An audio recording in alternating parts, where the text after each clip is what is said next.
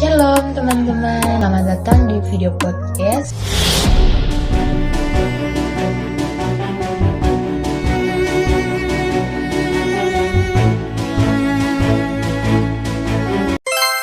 Bersama dengan saya Udhiana Delantibel. Nah, teman-teman, di sini kita akan membahas secara singkat tetapi mendalam tentang perkembangan pemikiran pendidikan agama Kristen atau PAK dari masa gereja purba atau gereja awal hingga dengan awal pendidikan atau menuju kematangan.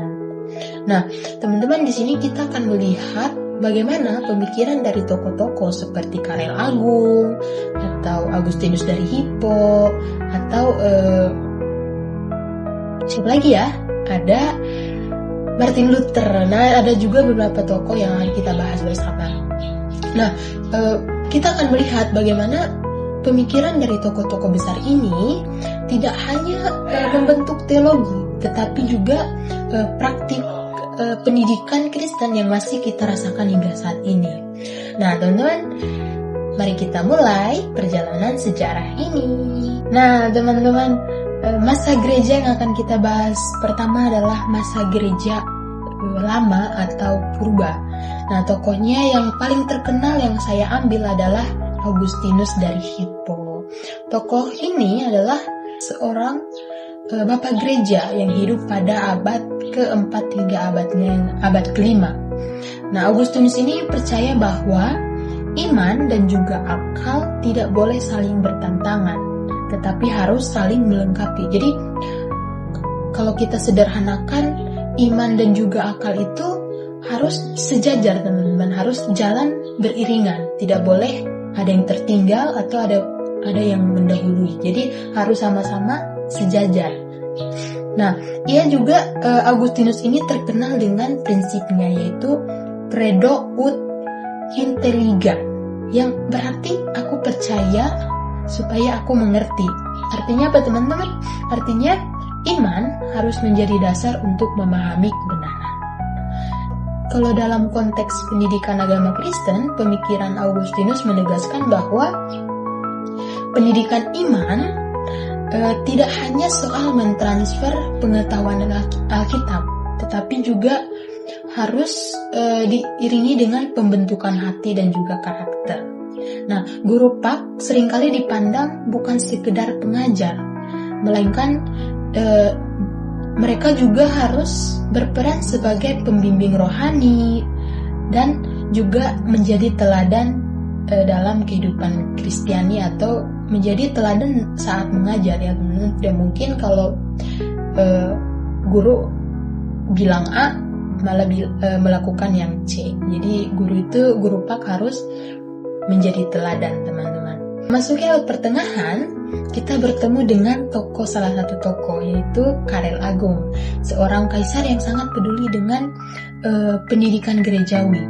Karel Agung memandang bahwa iman perlu didukung oleh akal budi dan juga pendidikan yang baik.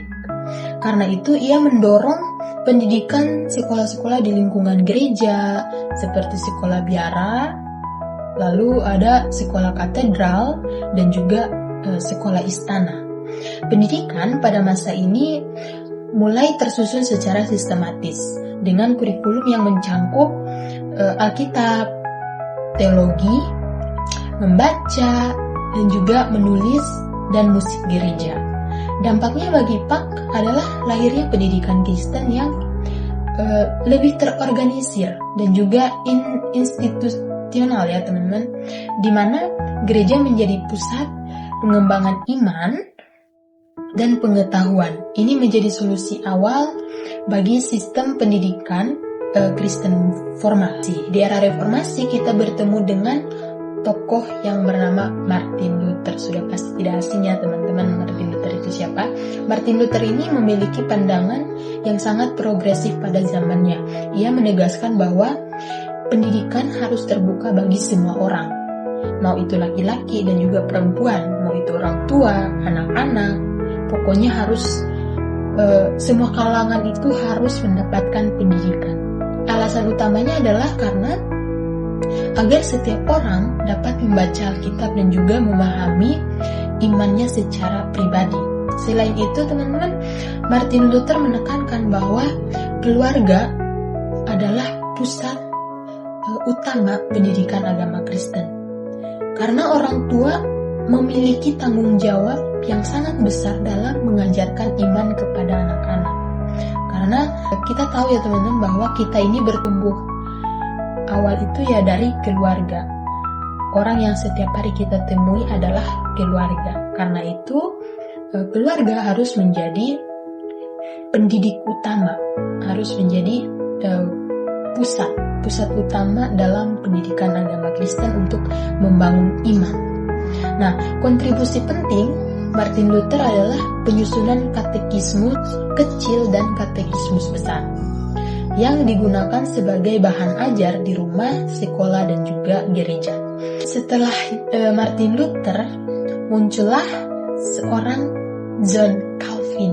John Calvin juga ternyata sangat berpengaruh di era reformasi, teman-teman.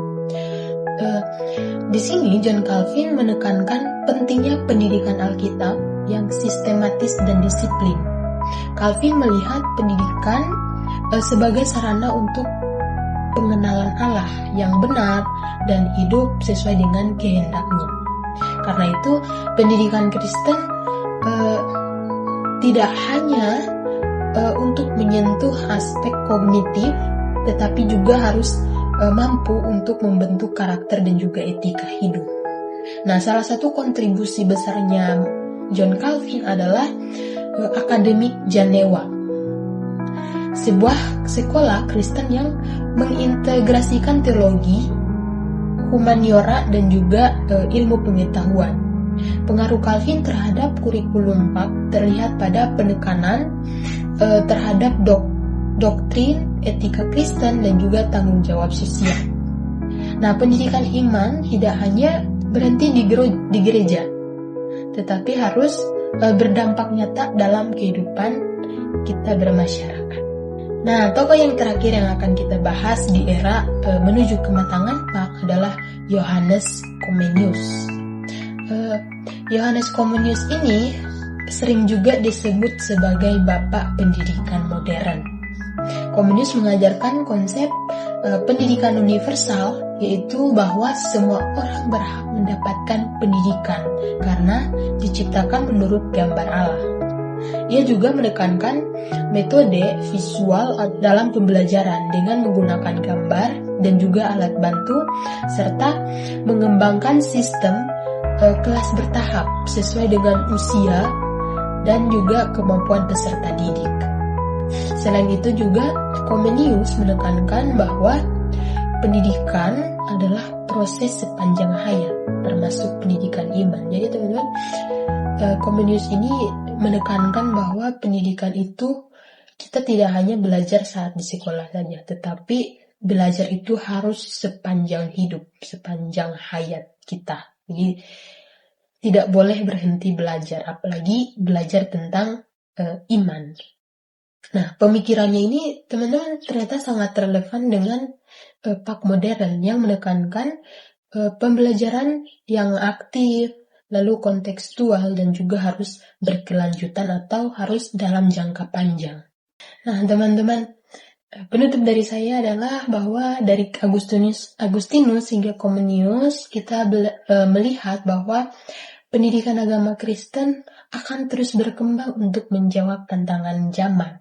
Nah, dalam pendidikan agama Kristen juga tidak hanya yang bertujuan untuk menambah pengetahuan iman, tetapi harus mampu untuk membentuk manusia seutuhnya.